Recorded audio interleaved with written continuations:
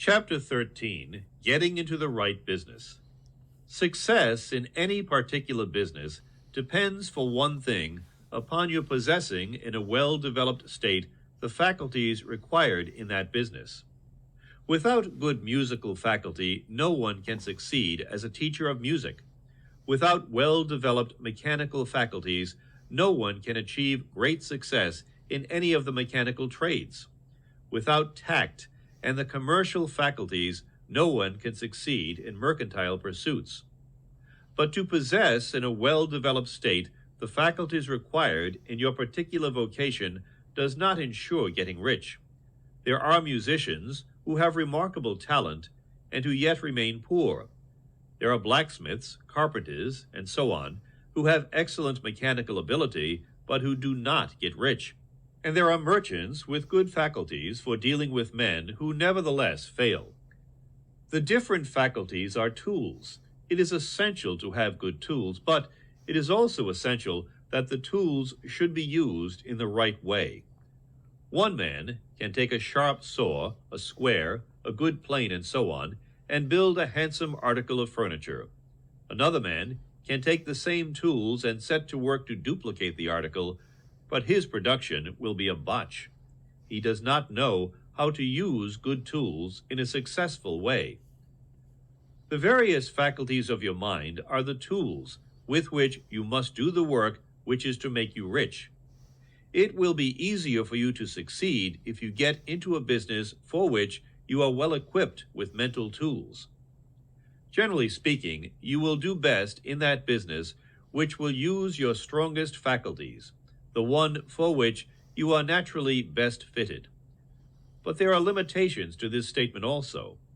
No man should regard his vocation as being irrevocably fixed by the tendencies with which he was born. You can get rich in any business, for if you have not the right talent, you can develop that talent. It merely means that you will have to make your tools as you go along, instead of confining yourself to the use of those with which you were born.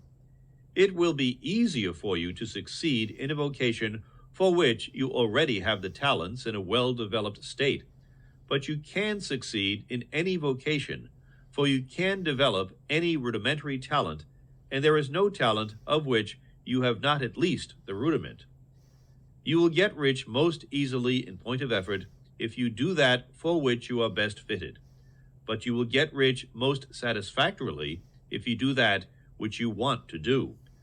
Doing what you want to do is life, and there is no real satisfaction in living if we are compelled to be forever doing something which we do not like to do and can never do what we want to do. And it is certain that you can do what you want to do. The desire to do it is proof that you have within you the power which can do it. Desire is a manifestation of power.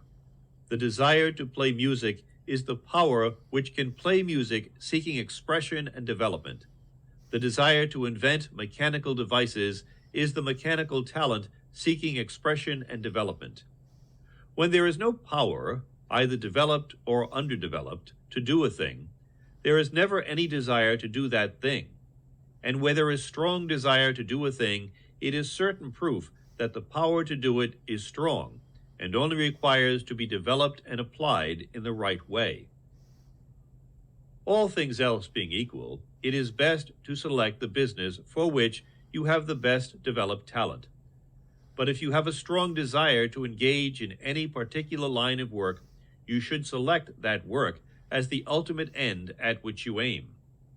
You can do what you want to do, and it is your right and privilege to follow the business or avocation which will be most congenial and pleasant. You are not obliged to do what you do not like to do, and should not do it except as a means to bring you to the doing of the thing you want to do. If there are past mistakes whose consequences have placed you in an undesirable business or environment, you may be obliged for some time to do what you do not like to do, but you can make the doing of it pleasant by knowing that it is making it possible for you to come to the doing of what you want to do. If you feel that you are not in the right vocation, do not act too hastily in trying to get into another one. The best way, generally, to change business or environment is by growth. Do not be afraid to make a sudden and radical change if the opportunity is presented, and you feel, after careful consideration, that it is the right opportunity. But never take sudden or radical action when you are in doubt as to the wisdom of doing so. There is never any hurry on the creative plane, and there is no lack of opportunity. When you get out of the competitive mind, you will understand that you never need to act hastily. No one else is going to beat you to the thing you want to do. There is enough for all. If one space is taken, another and a better one will be opened for you a little farther on. There is plenty of time. When you are in doubt, wait. Fall back upon the contemplation of your vision and increase your faith and purpose. And by all means, in times of doubt and indecision, cultivate gratitude. A day or two spent in contemplating the vision of what you want and in earnest thanksgiving that you are getting it will bring your mind into such close relationship with the Supreme that you will make no mistake when you do act. There is a mind which knows all there is to know, and you can come into close unity with this mind by faith and the purpose to advance in life if you have deep gratitude.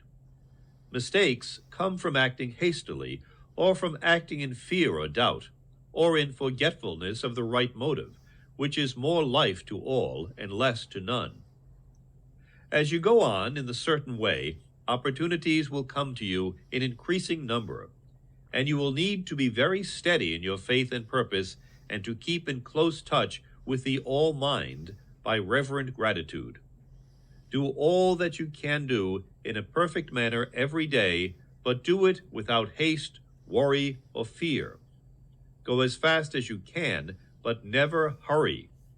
Remember that in the moment you begin to hurry, you cease to be a creator and become a competitor.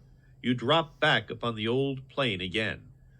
Whenever you find yourself hurrying, call a halt. Fix your attention on the mental image of the thing you want and begin to give thanks that you are getting it. The exercise of gratitude will never fail to strengthen your faith and renew your purpose.